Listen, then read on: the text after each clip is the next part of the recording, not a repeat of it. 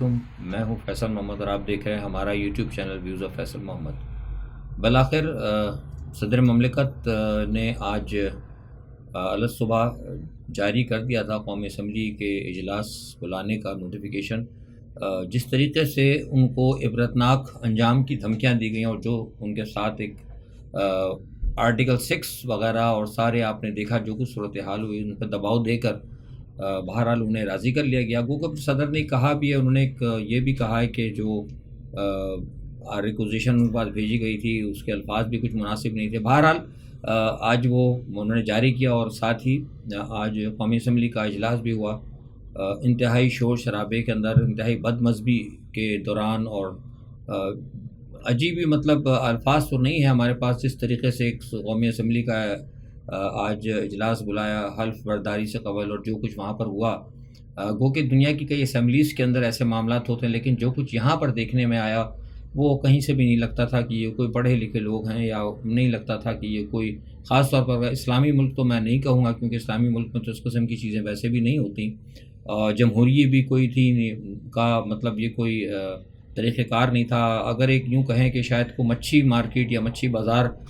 میں جب آپ نے دیکھا ہوگا کوئی لوگ جنہوں نے کبھی اتفاق ہوا ہو پاکستان وغیرہ میں، تو جب وہ مچھی بازار لگتا ہے تو نیلام وغیرہ ہوتا ہے تو لوگ شور شرابہ کرتے ہیں ایک دوسرے کو، وہی کچھ سلسلہ اس وقت پاکستان کی پارلیمنٹ میں تھا۔ بہرحال یہ کہ لوگوں نے حلف اٹھایا ہے، اور غالباً شاید 302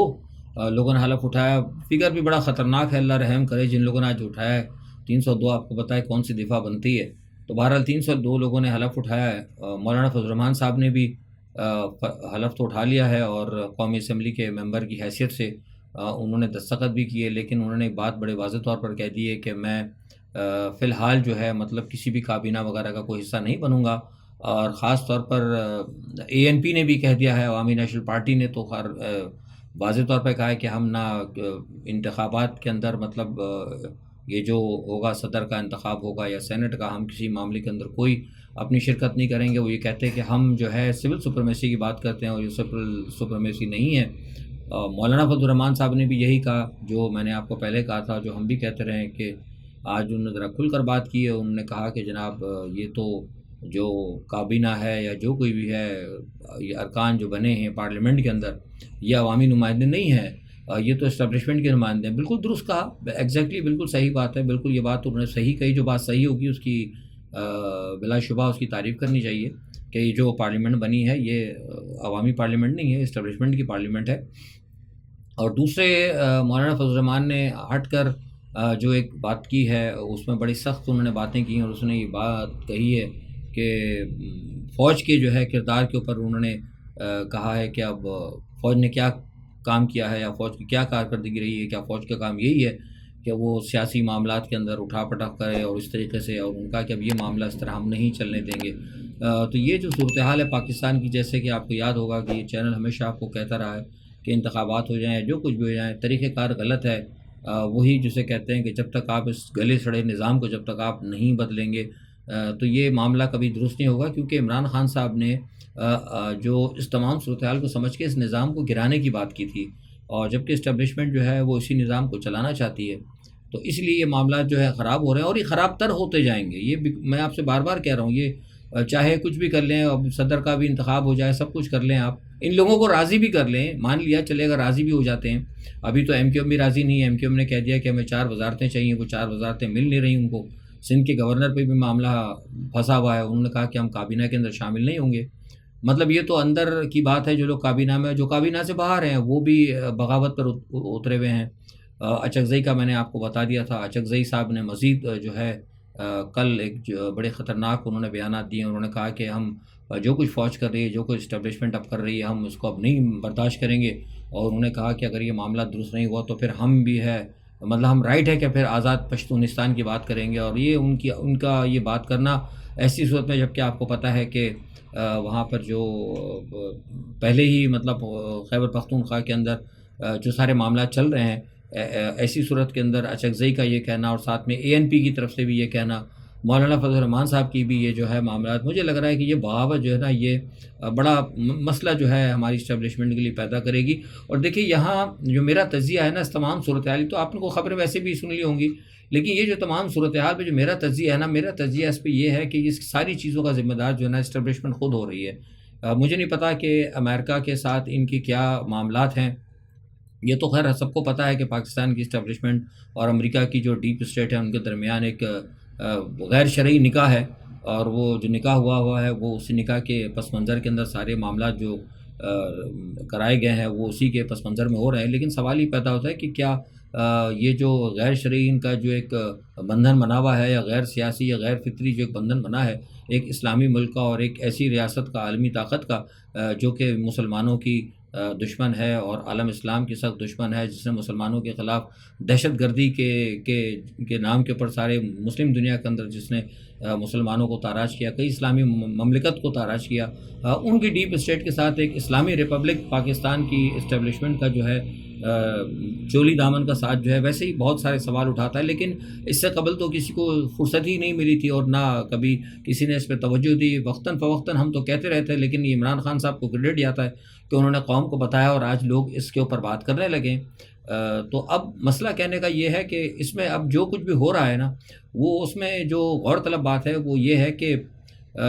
جو کچھ انہوں نے عمران خان کے ساتھ کرنا تھا پاکستان کی اسٹیبلشمنٹ نے، میں سمجھتا ہوں ٹھیک ہے، ان کا ایک تھا کہ بھائی ٹھیک ہے وہ عمران خان جو ہے ملک دشمن ہے، عمران خان نے 9 مئی کیا اور عمران خان نے یہ کیا، عمران خان نے وہ کیا، عمران خان نے جتنے بھی الزامات انہوں نے لگانے تھے، غیر شرعی کام کیا، نکاح غلط کیا، غبن کر لیا، چوری کر لی، سارے جو بھی الزامات پتہ نہیں 200 کے قریب تو انہوں نے اس غریب عوامی لیڈر کے اوپر کیس بنا دیے۔ تو آپ نے بنا دیے، سب کچھ کر لیا، لیکن جب آپ نے انتخابات کرائے اور انتخابات کرانے کے بعد آپ نے بھرپور دھاندلی کرائی، یعنی بھرپور طریقے سے دھاندلی ہوئی، تو دنیا کہہ رہی ہے، مطلب مجھے کوئی الزام نہ دے، ساری دنیا کہہ رہی ہے کہ دھاندلی ہوئی ہے۔ تو دھاندلی کرانے کے باوجود بھی ساری جب قوم نے 80% لوگوں نے پھر بھی عمران خان کے حق میں اگر فیصلہ دیا ہے، تو پھر اسٹیبلشمنٹ کو چاہیے کہ بھائی امریکہ سے کہے جا کے، جیسے ہم کہتے تھے، کہے کہ بھائی اب ہم کیا کریں، کہ لوگ تو اس کو مطلب نہیں وہ کرتے، لوگ اس کو نظر انداز نہیں کرنا چاہتے، جو عوام ہے وہ سارے کے سارے عوام کا مینڈیٹ عمران خان کو ملا ہے۔ تو کیا ہم آپ کے ساتھ جو ہمارے معاہدے ہوئے ہیں، ان معاہدوں کے اندر کیا ہم 25 کروڑ عوام کو داؤ پہ لگا دیں؟ یہ بات تو کم از کم کرنا چاہیے اسٹیبلشمنٹ کو، اس چیز پہ عاصم منیر صاحب کو غور کرنا ہوگا کہ بھائی کیا کس حد تک ہم چل سکتے ہیں، کیونکہ عمران خان کو اگر ہم اس طرح دیوار سے لگاتے رہیں گے اور حالات اس طرح خراب ہوتے رہیں گے، IMF سے آپ پیسے لیتے چلا رہے ہیں، وہ آپ دیکھیں جس طریقے سے ملک کے اندر پیسے کا ضیاع ہو رہا ہے، یا آپ نے اتنا اربوں خربوں روپے لگا کے آپ نے الیکشن کرایا اور الیکشن جو ہے تمام برباد ہوگا، دنیا میں کوئی اس کو حقیقت میں ایکسیپٹ کرنے کے لیے تیار نہیں ہے۔ ٹھیک ہے وہ اب آپ کے سفارتی تعلقات ہیں، جاپان نے کہہ دیا یا کسی اور نے کہہ دیا جی الیکشن ہو گیا، مبارک ہو، لیکن در حقیقت الیکشن تو نہیں ہوئے، یہ تو ایک نہ الیکشن ہوئے نہ یہ سلیکشن ہوا، یہ تو ایک بڑے پیمانے پہ ایک ریگنگ ہوئی ہے اور ایک اسٹیبلشمنٹ کے نمائندوں کو لا کر بٹھایا گیا ہے۔ تو ایسی صورت کے اندر مجھے نہیں لگتا کہ پاکستان کے حالات درست ہوں گے۔ بار بار اسی لیے کہہ رہا ہوں کہ اب تو لوگوں کو دیکھنا ہوگا کہ جو حالات اس وقت چل رہے ہیں، کیا اس حالات کے اندر آنے والے وقتوں میں ان کے لیے کیا ایسی صورتحال ہوگی کہ وہ جو اب جس طرح سفر کر رہے ہیں آگے زندگی گزارنا ان کے لیے اس مملکت کے اندر آسان ہوگا۔ مجھے تو لگتا نہیں ہے کہ ان کے لیے زندگی یہاں پہ بہت آسان ہوگی، کیونکہ یہاں تو اب فاقوں کی نوبت آنے والی ہے، اور کچھ ویسے بھی میں نے آپ کو بتایا کہ دو بین الاقوامی جو دجالی قوتیں ہیں ان کے جو پلان ہیں، اور جو اس کے اندر بین الاقوامی جو بڑی طاقتوں کی جو لڑائیاں چل رہی ہیں، وہ بھی پاکستان کو انہوں نے پانی پت کا میدان بنایا۔ اب آپ کو میں نے کل بتایا بھی تھا کہ یہ جو بارشیں وغیرہ ہو رہی ہیں، یہ سب آپ کو پتہ ہے کہ یہ اس کے اندر کوئی موسمیات کا جو معاملہ میں نے کل بتایا تھا آپ کو کہ یہ جو ہے مطلب مین میڈ ہیں، اور یہ مطلب سائنٹیفک جو ایک پلان ان کا ہے اس کے ذریعے ساری دنیا میں کیا جا رہا ہے۔ اور پاکستان میں آپ دیکھیں گوادر کا جو حال کیا، اب اس کے پیچھے ان کو دو وہ نظر آ رہے ہیں فائدے ہوں گے۔ ایک تو یہ کہ گوادر میں آپ کو پتہ ہے کہ ساری چائنا کی انویسٹمنٹ ہے، اگر گوادر کے اندر جس طرح تباہی اور بربادی ہو رہی ہے، جو کچھ حال ہو رہا ہے گوادر کا، تو چائنا کے اندر چائنا کی جتنی بھی انویسٹمنٹ ہے، وہ جو سی پیک وغیرہ جو دوسرے تیسرے ادھر بن رہے ہیں، وہ ساری چیزیں ان سے متاثر ہوں گی، اور بہت ساری چیزیں متاثر ہوئی بھی ہیں، گو کہ خبریں نہیں آ رہی۔ تو یہ سارے معاملات جو ہے نا، مجھے نہیں لگتا کہ پاکستان کے لیے کہیں آگے جا کے کوئی بہتری کی صورت جو ہے پاکستان کے لیے یا پاکستان کی عوام کے لیے پیدا ہونے جا رہی ہے۔ اور اس کے لیے صرف ایک ہی حل ہے جو میں نے آپ سے کہا، اور لوگوں کو ماننا پڑے گا، وہ یہی ہے حل کہ آپ جو ہے اس وقت جو عوام کا مینڈیٹ ہے عوام کو دیں، عمران خان کو، تمام سیاستدانوں کو بلائیں اور بلا کر ان کو بٹھائیں، اور بٹھا کر ان سے بات کریں، کیونکہ اب تو سارے معاملات کھلتے چلے آ رہے ہیں۔ اب کل میں نے، اب یہ اچکزئی صاحب کا میں نے آپ کو بتایا، تو اچکزئی نے تو کل ایک عالمی نشریاتی ادارے سے بات کرتے وہاں ایک مجھے بتایا کسی نے، ان کا ایک بیان چل رہا تھا باہر غیر ملکی چینل کے اوپر، جس میں انہوں نے کہا کہ ہمارے پاس ثبوت ہیں، اور کہ پاکستان کے اندر یہ جو 9 مئی کا جو واقعہ ہوا ہے، اس حوالے سے بھی کئی جو ہے عسکری جو لوگ ہیں انہوں نے پیسے دیے، اور ہمارے پاس پورے ثبوت ہیں۔ انہوں نے چیلنج کیا ہے، انہوں نے کہا کہ ہم کہتے ہیں کہ اچھا کمیشن بنائیں، اور ہم اس کمیشن کے اندر یہ ثبوت دیں گے کہ جو کچھ ہوا 9 مئی اور 10 مئی جو سارے جو معاملات یہ کر رہے ہیں، یہ سب جو ہے فالس فلیگ تھا، اور یہ سارا جان بوجھ کے کرایا گیا ہے۔ تو ایسی باتیں آنے کے بعد جو ہے، اور اس کے باوجود بھی اگر اسٹیبلشمنٹ جو ہے اگر اپنا رویہ درست نہیں کرتا، تو مجھے نہیں لگتا کہ یہ تو براہ راست آپ بیل مجھے مارو ریاست کو کے استحکام کو یا ریاست کو توڑنے کے مترادف ہو رہا ہے، جب کہ اس طرف بلوچستان کے حالات خراب ہیں، اور خیبر پختونخوا کے حالات خراب ہیں، دوسرے تمام لیڈر جو ہیں وہ پاکستان سے علیحدہ ہونے کی باتیں کر رہے ہیں۔ اور آپ ایسی تمام صورتحال کے اندر تو ساری دنیا کی جو اسٹیبلشمنٹ ہوتی ہے، جو سارے لوگ ہوتے ہیں، وہ تو بڑا افہام و تفہیم کے ساتھ چلتے ہیں، اور فوری طور پر دیکھتے ہیں کہ کس طرح لوگوں کو اکٹھا کیا جائے۔ ریاست اکٹھا کرتی ہے لوگوں کو، لیکن یہاں پہ جو ریاست کا کام ہے، مجھے نظر نہیں آ رہا کہ ریاست کو صحیح اس کے اوپر چل رہی ہے۔ تو یہ ایک بڑی تشویشناک صورتحال پاکستان میں ہو رہی ہے۔ ٹھیک ہے، آپ آخر خبریں تو آپ دیکھ رہے ہیں، لیکن یہ تمام صورتحال جو پاکستان میں، تو میں نے تو آپ کو اپنا اس پہ تجزیہ دیا ہے کہ مجھے کہیں بھی اس میں سدھراؤ نظر نہیں آتا، اللہ خیر کرے۔ اور آپ کے اوپر قرضے بھی بڑھ رہے ہیں، آپ کی سیاسی صورتحال بھی خراب ہو رہی ہے، آپ کی بین الاقوامی جو ہے معاملات وہ بگڑتے جا رہے ہیں۔ پاکستان کے علاوہ جو بین الاقوامی جو سارے معاملات ہیں، پاکستان کے اندر جو ایک امپورٹنس تھی بیرون ملک پاکستان کی، وہ ٹوٹل ختم ہو چکی ہے۔ او آئی سی کے اندر اب اپنا جو ہے سارا کردار، عمران خان کے دور میں جو او آئی سی کی اہمیت تھی، وہ پوری وہ اہمیت بھی، او آئی سی کی بھی اہمیت ختم ہو چکی ہے۔ اب ادھر آپ دیکھ رہے ہیں کہ روس اور یوکرین کا جو معاملہ بڑی تیزی سے چل رہا ہے، اور جیسے میں نے آپ بتایا تھا کہ فن لینڈ شامل ہو چکا ہے، فن لینڈ کے بعد اب سویڈن نے بھی درخواست دے دی ہے۔ سویڈن کے درخواست دینے کے بعد مجھے لگتا ہے کہ شاید یہ معاملہ جو ادھر بڑھے گا، اور رکتا تو نظر نہیں آ رہا۔ میں نے آپ کو کہا تھا یہ بات کہ بہت سے لوگ کہتے ہیں کہ جنگ شاید بند ہو جائے گی، لیکن مجھے لگتا نہیں ہے کہ جنگ بند ہو، کیونکہ نیٹو جو ہے بڑی خاموشی کے ساتھ جو ہے بالٹک سی کے اوپر جو ہے روس کا گھیراؤ کر رہا ہے۔ اور آج جب میں آپ سے بات کروں، آج 29 فروری تک کی تو پوزیشن جو میں نے وہاں معلوم کی، تو وہی کہتے ہیں کہ بالٹک ساگر کا تقریباً وہ حصار کر چکا ہے، اور اب وہ کوشش ان کی کی جا رہی ہے کہ وہاں پہ براہ راست جو ہے یوکرین کے اندر جو ہے نیٹو کی فوجوں کو اتارا جائے۔ تو اب پیوٹن نے بھی کہہ دیا، پیوٹن نے کہا ہے کہ اگر یوکرین کے اندر اگر نیٹو کی فوجیں آ جاتی ہیں، تو ہم پھر اس کو براہ راست جو ہے رشیا پر حملہ سمجھیں گے براہ راست، اور اگر یا پھر کوئی حماقت نیٹو نے کی، جو ان کا آرٹیکل 5 ہے، آرٹیکل 5 نیٹو کا یہ ہے کہ کسی ایک ملک پر اگر حملہ ہوگا تو وہ پھر نیٹو کا اس کے پہ سارے نیٹو پر حملہ مانا جائے گا۔ تو وہ بھی رشیا نے، پیوٹن نے کہہ دیا کہ ہم اب نہیں پوچھیں گے، ڈائریکٹ اسٹرائک کریں گے۔ لیکن یہ ساری صورتحال جو ہے نا، مجھے یہ لگتی ہے جو اتنا نیٹو کا جو اتنا حوصلہ بڑھا ہے نا، اس کے پیچھے یہ سارے کا سارا جو ہے نا، یہ میں سمجھتا ہوں کہ روس کی بھی اس میں تھوڑی سی ایک جسے کہتے ہیں جنگ جو ہے روس نے بڑی سلو چلائی ہے، بڑے سلو موو کے اندر، سولو فلائٹ کی ہے جنگ کے اندر۔ اگر یہ پہلے ہی اگر کوئی بہت بڑے اگر معاملات کر کے اگر کر دیتا، یہ کا جیسے اجازت بڑا روس نے، جو اور بھی غیر ملکی دفاعی تجزیہ نگار ہیں وہ کہتے ہیں کہ بڑا سست رویہ رہا ہے روس کا۔ روس نے، رشیا نے بڑا برداشت کیا کہ پولینڈ کے اندر نیٹو کا پورا انبار لگ گیا، اسی طرح اسٹونیا کے اوپر بھی آ گیا، اسی طرح لٹویا کے اوپر بھی سارا انہوں نے فوج پہنچا دی۔ تو سب جگہ جو ہے انہوں نے اپنے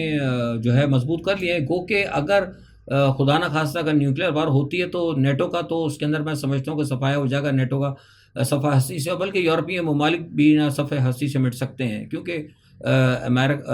رشیا کے پاس جو اس کے جو میزائل ہیں، جو ایک کانٹیننٹ سے دوسرے کانٹیننٹ کو جو مار کرتے ہیں،